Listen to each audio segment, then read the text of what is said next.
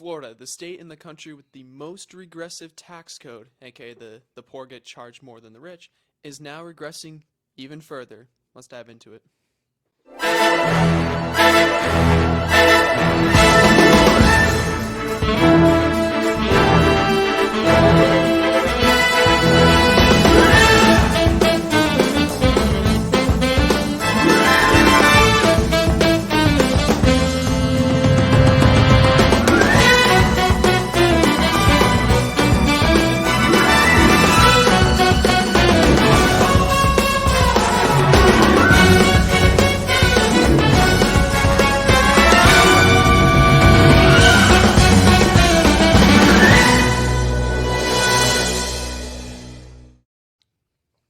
All right. So Florida Senate Bill 50 imposed over $1 billion in extra taxes on consumers by collecting sales taxes on all internet purchases, yet redirected the revenue to tax cuts for businesses. The recent House Bill 7073 further favors businesses, reducing consumer benefits like tax holidays. Let's go. Well, if we're going to be reducing tax holidays, you got to ask, what are we saving the money for? So, and here's what it was. It was renting interest rates for businesses. So if a business is renting a roof, instead of 2% interest that they'd be paying, rate that they'd be paying, now they're going to pay 1.2%. And I forget which journalist it was, but somebody did calculate and found that these values were roughly the same. So instead of like 3 months, tax holiday, we're getting a 1 month tax holiday. Very sad. And this is not anything new. It's not something to be surprised about from the state of Florida. And there's actually a lot more in the works recently that benefits big companies at the cost of consumers. Exactly. I remember talking about the last legislative session in 2023 and the big tax cut or tax burden transfer from businesses to consumers, to residents, to citizens of Florida. And all this talk about, DeSantis going after Disney and making Disney pay and blah, blah, blah. Well, Disney was part of, the benefiting from those tax cuts in the 2023 budget. Yep. And now we're seeing it again. I believe there was a transfer of $1 billion in that last budget, and we're seeing it again. Yeah, it's, we have to pay taxes so that corporate doesn't have to. And it's one thing if we're trying to benefit small business. That's one thing. Because, it's important to foster small business. It's good for upward mobility. It's good to ensure competition in the market. Benefiting small business is a great pursuit. But these Florida bills have not been in pursuit of that. For instance, there's a bill I believe it's in right now, I don't remember if they got it through or not, where local governments will no longer be allowed in this state to impose seasonal restrictions on fertilizer. Brevard County, where I'm from, has a seasonal restriction on fertilizer. Why? Because the bottom of our river is covered in a half foot of muck. Right. And that muck is only caused because of fertilizer going into the water. So in the summer, you don't fertilize your lawn. You don't need it anyways, generally. There's like a couple small exceptions you can do, but that applies to like a dozen people on the island, So it's fine. But the reason they did it was who's contributing to their campaigns? Big fertilizer, not small fertilizer. That's for sure. It wasn't small fertilizer pushing for this. No, it was the big companies, and the big companies are the ones who get the biggest benefit. Disney, of all companies, gets a benefit. Yes, they do. Scrooge McDuck needed a tax cut on his big gold pile. Regardless of this battle over the Central Florida Tourism District or the Reedy Creek Tax District, formerly known as the Reedy Creek Tax District, Disney has made out nicely in past budgets, recent budgets, and will turn out it will be the same for this current budget. The legislative session ended last Friday, March the 6th, and so we're almost a week afterwards. The budget I forgot how big it was. Was it 17 billion or 117 billion? Regardless, a budget bill was submitted to the governor for his signature. Excuse me. And we'll be doing a legislative recap, Yes. uh, legislative session recap, looking at all the things that were passed by the legislature, determining which ones will make for good conversation and things that you, our viewer and listeners, should know. And we're going to have that conversation about what's really important. And I believe what you just said, the fertilizer tax or exemption or whatever, is going to be in that particular conversation in regards to the budget. Yeah, God cause bless. and as well, there's now that little push to not be allowed to establish a rural boundary anymore. You know, a rural boundary which benefits rural citizens, everybody who drives, current renters, but the developers, they need to spread out and build more low density housing. And again, I say this a lot, that when you have a supermajority that doesn't like fight to hold itself accountable, you start to slip and you start to lose an edge in your legislation. And I think it's gotten to the point where I think a lot of members of the Florida House feel invincible.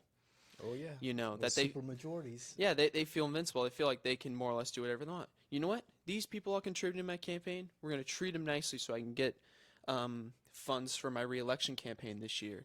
And Yes.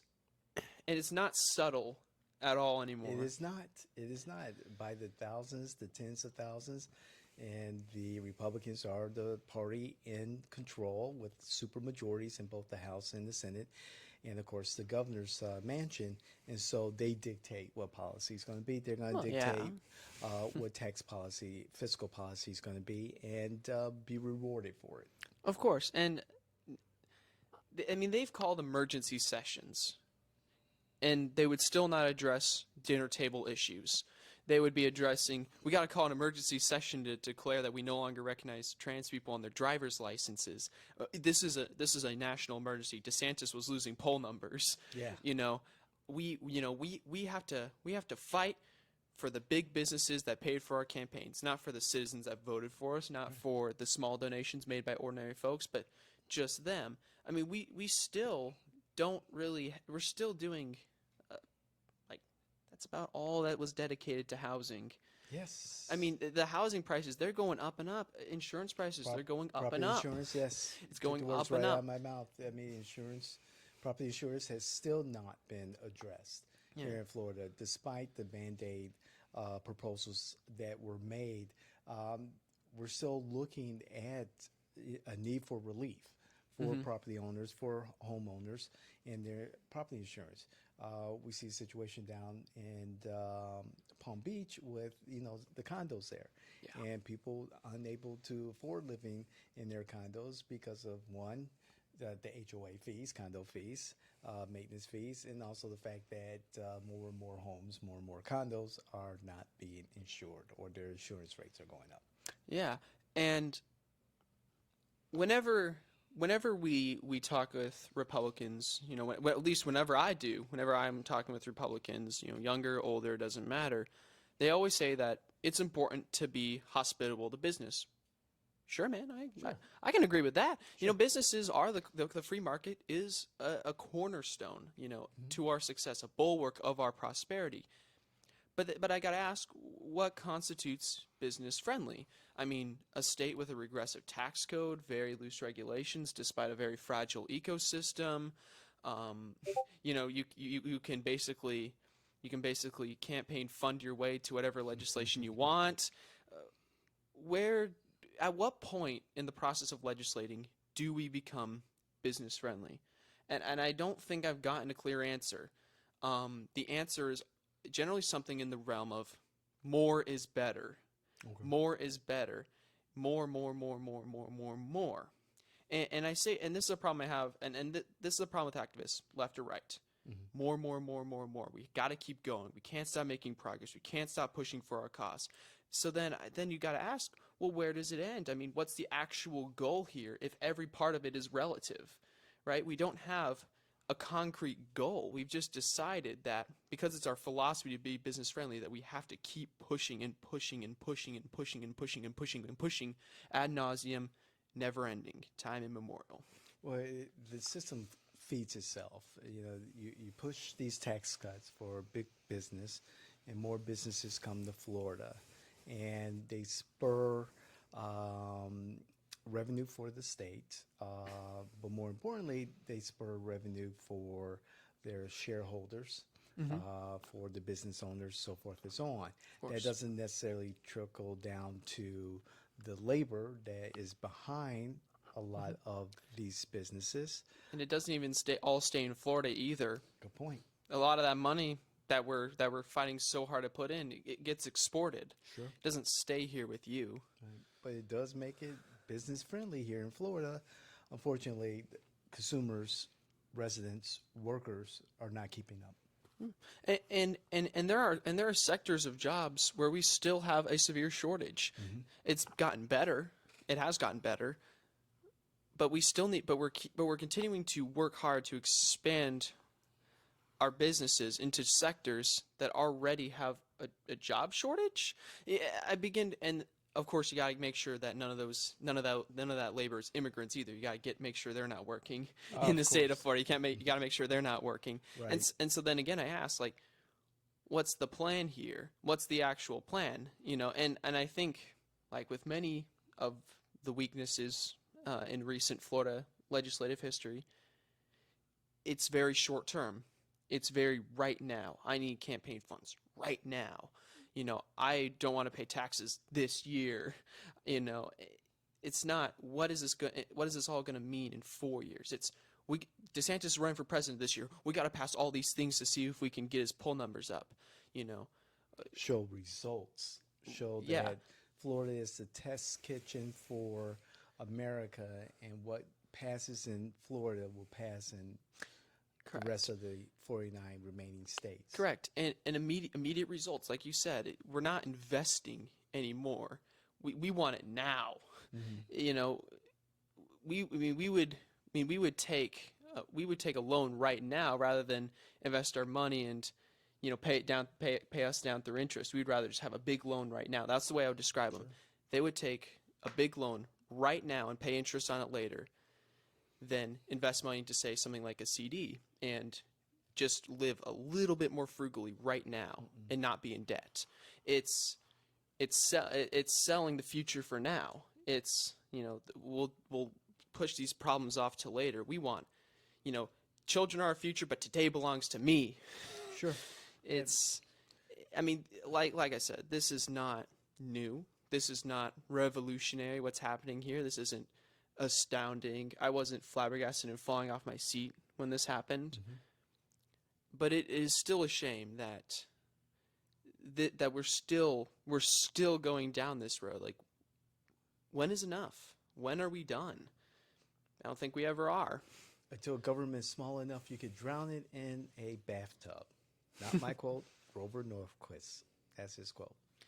It's a classic quote. A lot of conservatives love it. Yes, indeed. And I think that's where, I think that's where the fiscal policy, conservative fiscal policy is at. We're seeing it in Project 2025 in reducing the administrative state. Again, Florida is the test kitchen for America. Yeah. And so in the last legislative session in 2023, we had a lot of policy, the governor's woke agenda, cultural wars, and we see how that went. It failed. He's being challenged in court and losing in court. And so we'll see the fruits of these tax cuts, the cut to the business rent tax, the cut to this, the cut to that. We'll see the fruits of those policies in the coming years.